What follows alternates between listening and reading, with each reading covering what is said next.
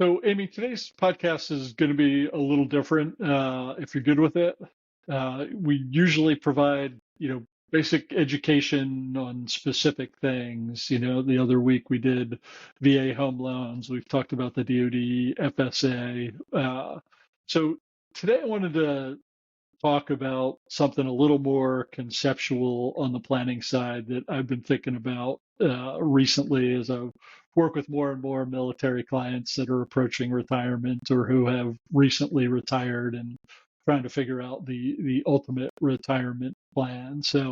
Um, and really, this can extend to anybody that's got a pension, especially if it's kind of indexed to inflation. That probably useful to them also. So you good with that? Yeah, that sounds really intriguing. I'm excited.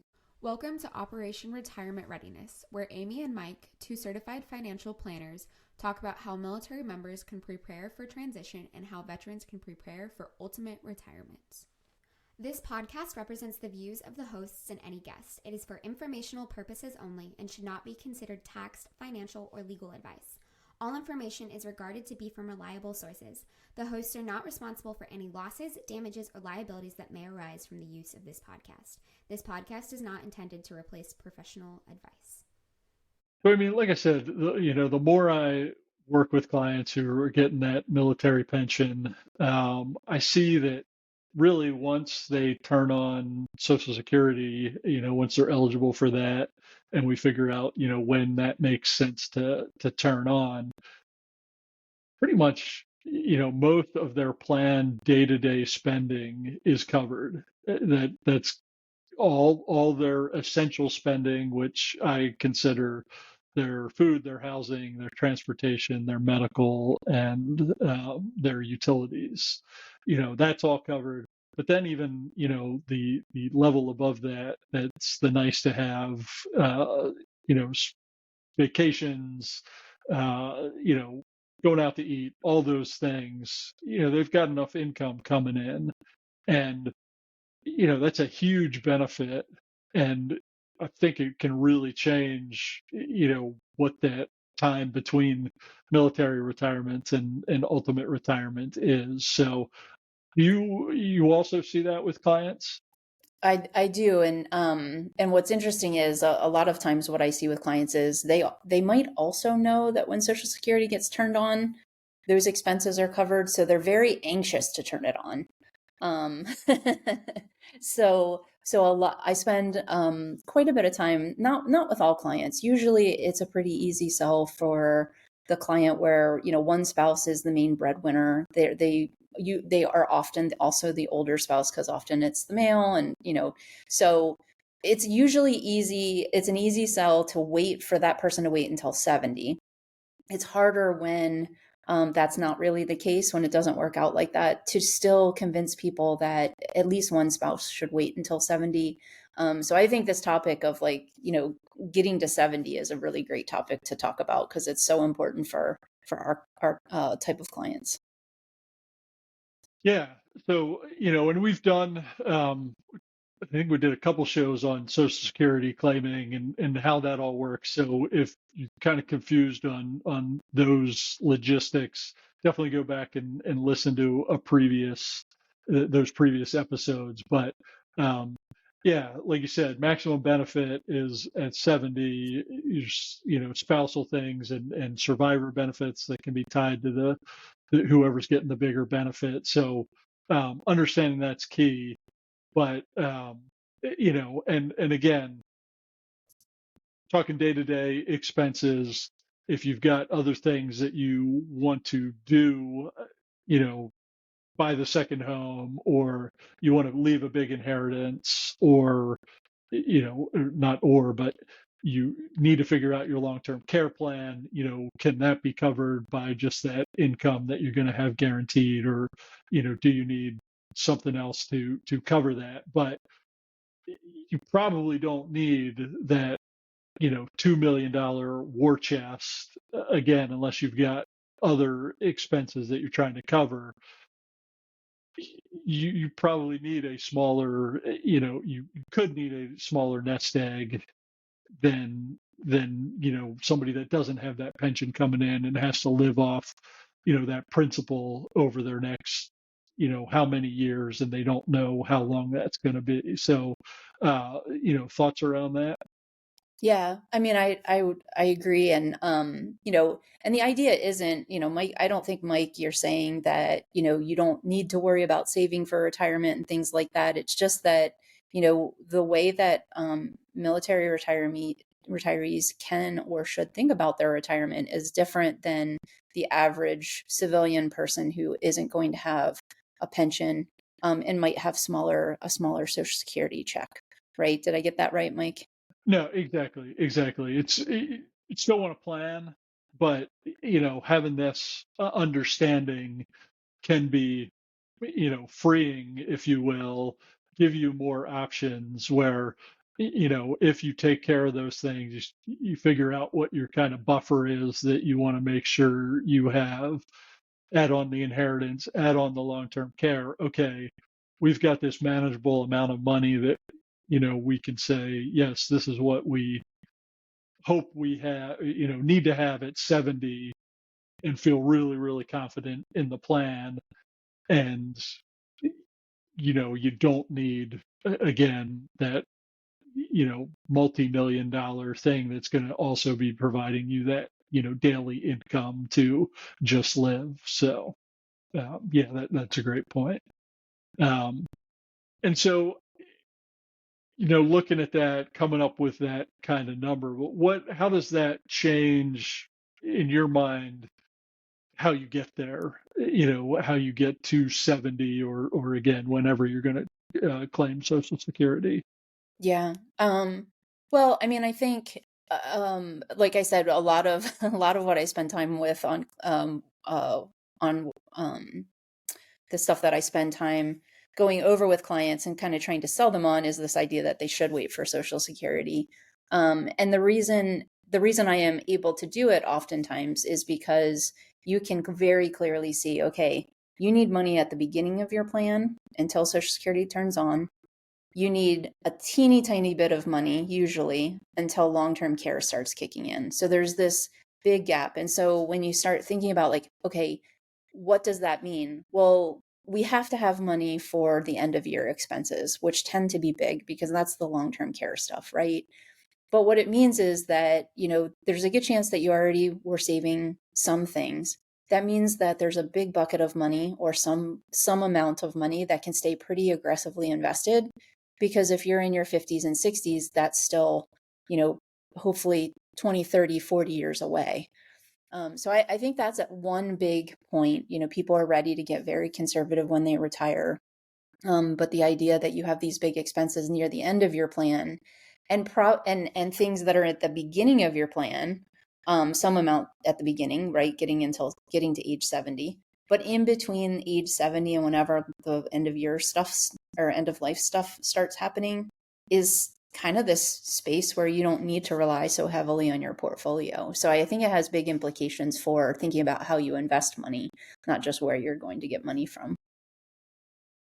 Yeah, 100%. Yeah, don't have to, like you said, don't have to be as potentially conservative because oh, it's got to last type thing. If you've got hopefully 15, 20 years between 70, or even more if you go all the way back to retirement, till you hopefully need that long-term care money, long gap where growth can take a lot of that need away. So definitely good there. And I find just it gives you, in my mind, more options to retire earlier, to or change how you want to live in your 50s and 60s, because again, you're set further out, once you turn on that. So okay, if you have been a diligent saver,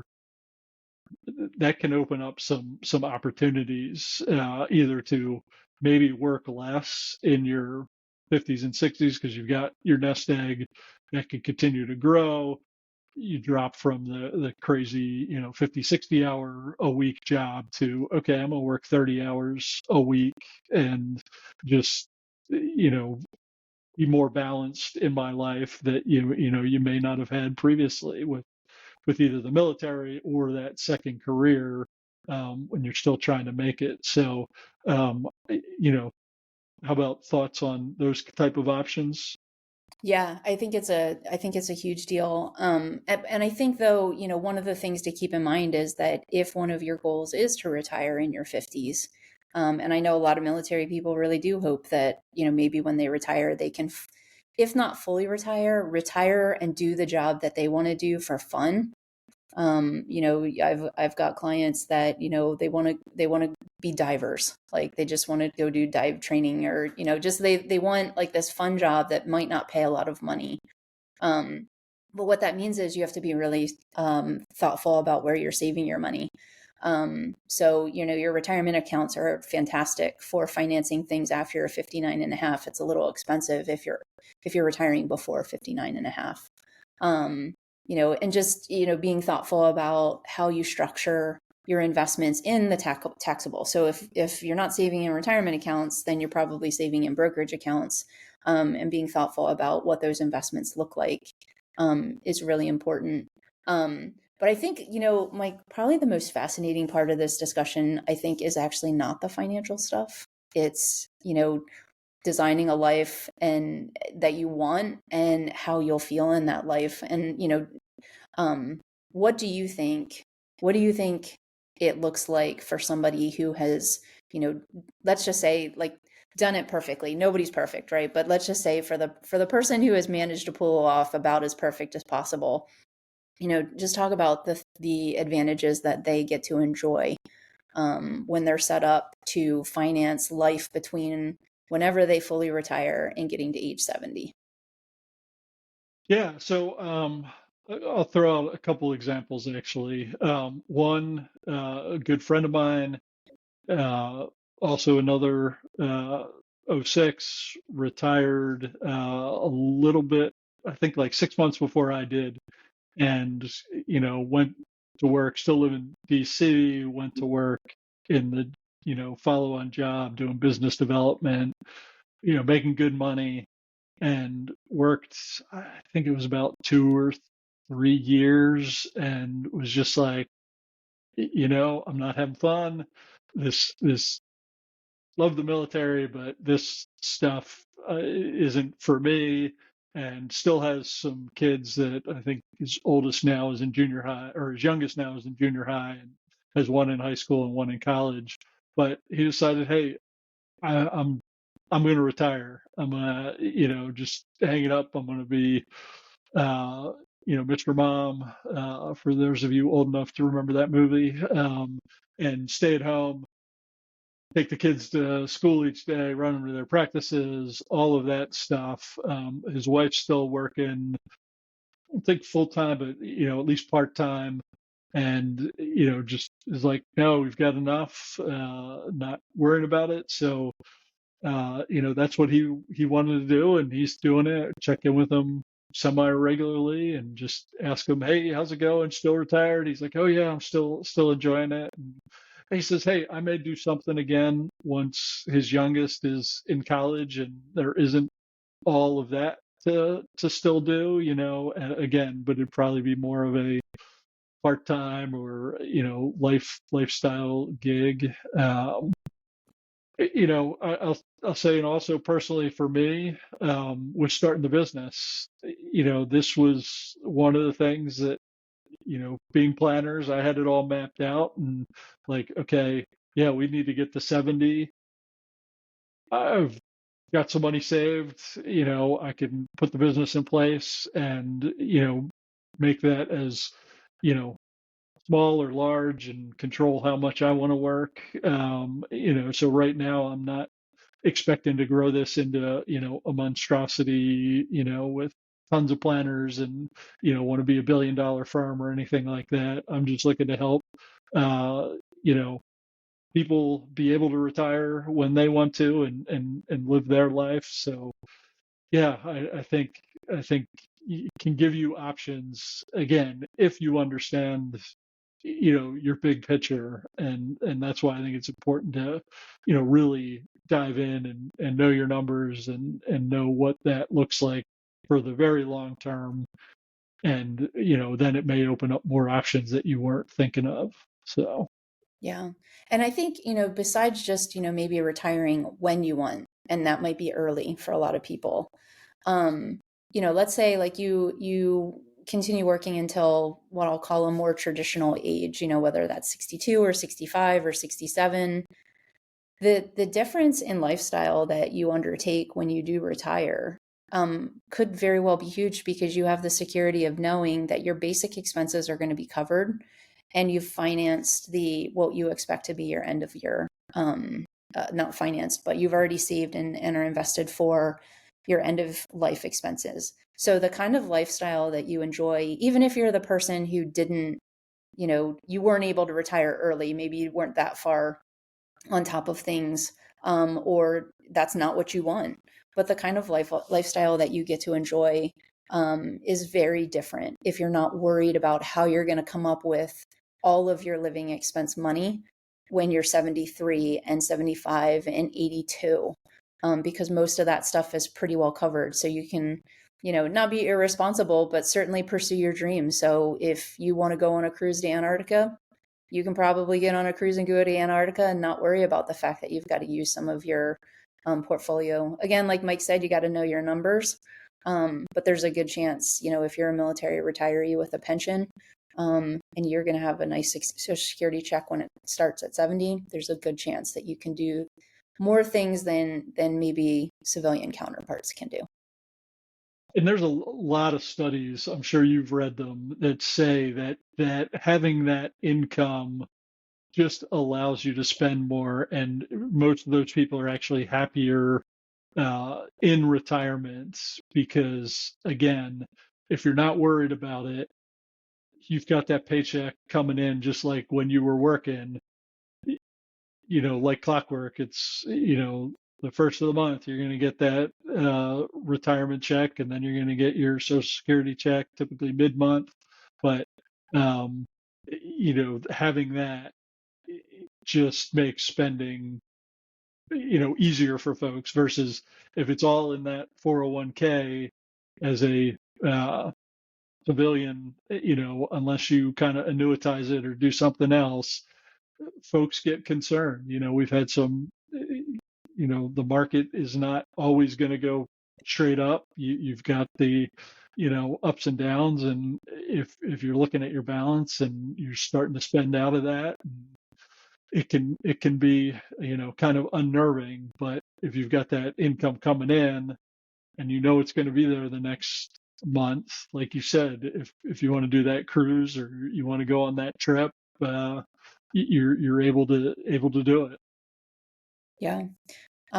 Yeah, I mean, I just think, just to wrap it up is, to keep in mind that, take a look at your pension, take a look at what life is going to look like when you start drawing Social Security, figure out how much you need for those end of life expenses, and then get, serious about the lifestyle you're able to enjoy, without being, don't be reckless, but you don't have to be quite as conservative. So I think that's where a lot of really good financial planning can come in, whether you're doing it yourself or you're getting some help with somebody.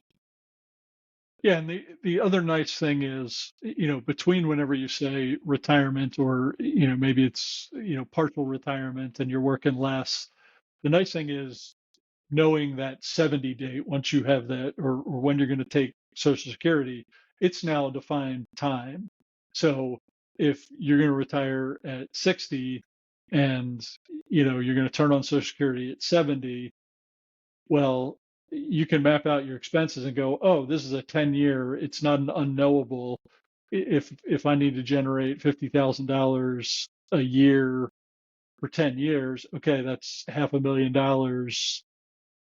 You can have that set aside, index it to inflation, do all that, but that's a known number that you can, definitely plan for, versus, again, more of the unknowns, longevity things that if you weren't covered by a pension and Social Security, get all the more tricky for figuring out. So Yeah, I think this is I think this has been a really important conversation for folks. I hope they, start thinking about what retirement looks like maybe a little bit differently, the glide path and things like that. Been a great conversation, Mike. Did we miss anything? no, I think that pretty much hit what I wanted to talk about. So glad we could do this more you know I guess non-technical, more thought pieces podcast. So it was great talking to you. Good to talk to you, Mike. I'll talk to you next time. Okay, bye bye. Bye-bye. To get transcripts, show notes, or more information, go to operationretirementreadiness.com. Have a question or topic for the podcast? Send it to info@operationretirementreadiness.com. Find out more about Amy and Mike at their websites. Mike is the founder of Next Mission Financial Planning, LLC. He retired from the U.S. Air Force and has worked in the financial services sector since 2021. He is a certified financial planner, chartered financial consultant, and a certified college financial consultant.